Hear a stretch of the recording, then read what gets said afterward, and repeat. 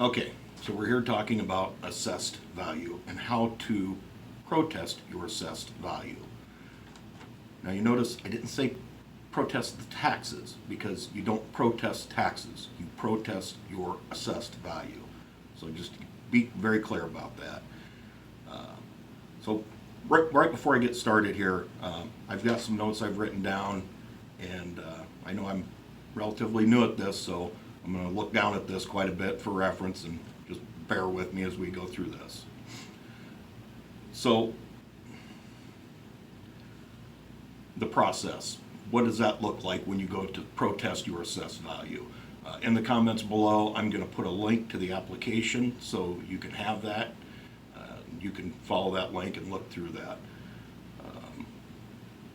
What you're going to find out as you go through this process, there are two different types of protests that you can ask for, a formal or an informal protest.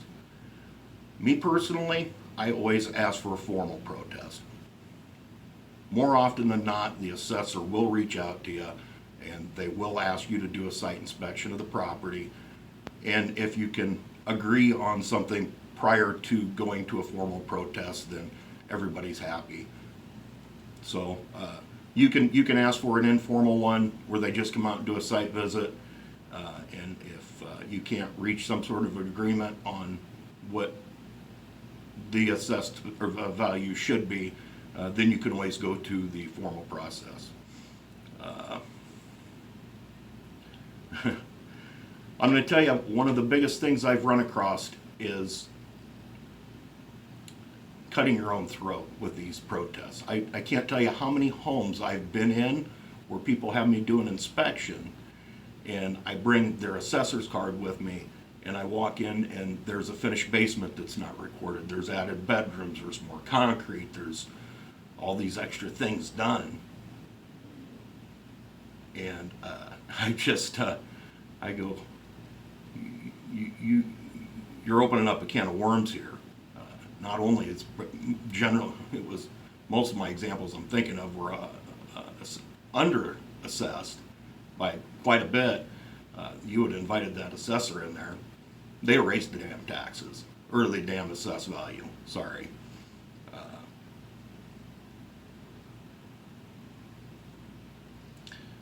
Now, when you go to the formal protest, there's some things you need to be prepared with, okay? You need to be prepared with comparable sales.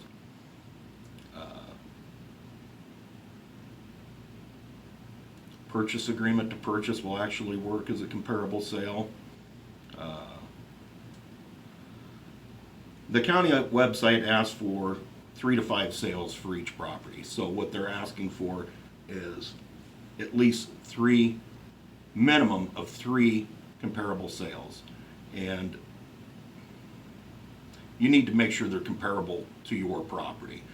You can't pull from some area that doesn't even make sense or some neighborhood that doesn't make sense.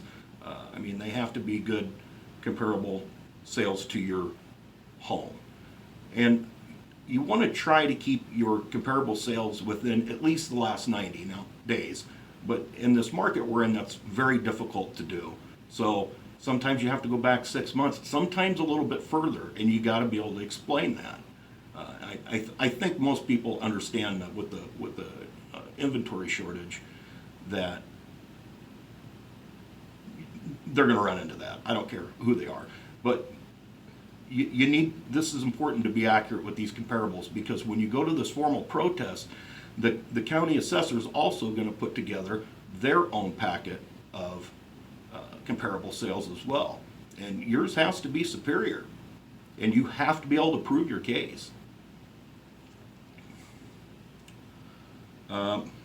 I tell you, one of the biggest things I see when you have an unfair assessed value, probably the number one thing is the condition of the property. And by and large, the assessor doesn't know the condition of every property. They don't go in every property. Most people think they shouldn't let them in. I think that's a huge mistake. I think you should always invite them in, unless you're hiding a whole bunch of finished work and you don't want to get caught.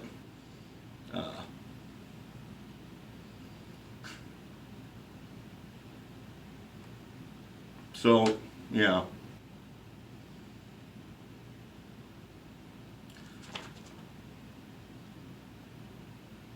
Another thing, you need to be respectful and nice to these folks when you're dealing with them too. It doesn't get you anywhere to be disrespectful and treat these people like shit. It's not personal. They're just doing their jobs. By and large, I think they're doing a very difficult job because nobody wants to talk to them. Everybody thinks they're out to get them. They're not. I've worked with a lot of people up the assessor's office. They're a helpful bunch of folks. So I guess just to recap, if you're going to go through a formal protest, do your homework, be diligent, be prepared with your comps or other supporting documentation for value. If it's an issue, a condition, you should request that assessor come do an in-person inspection and walk through the property. And by condition, I don't mean, hey, my neighbor's roof is new and mine's 10 years old. That's not going to cut it. That's not what they're looking at. You know, you get necessary evils like that. Just because somebody put a nicer roof on or yours is old and theirs is new, that doesn't make a damn bit of difference. So leave that kind of stuff alone. You just make yourself look like an idiot.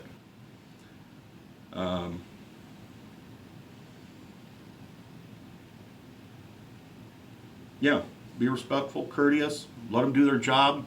They'll help you out. I don't know if you have any other questions or comments. I know I didn't get too deep into it. I just want to keep these as short as I can because I hate them.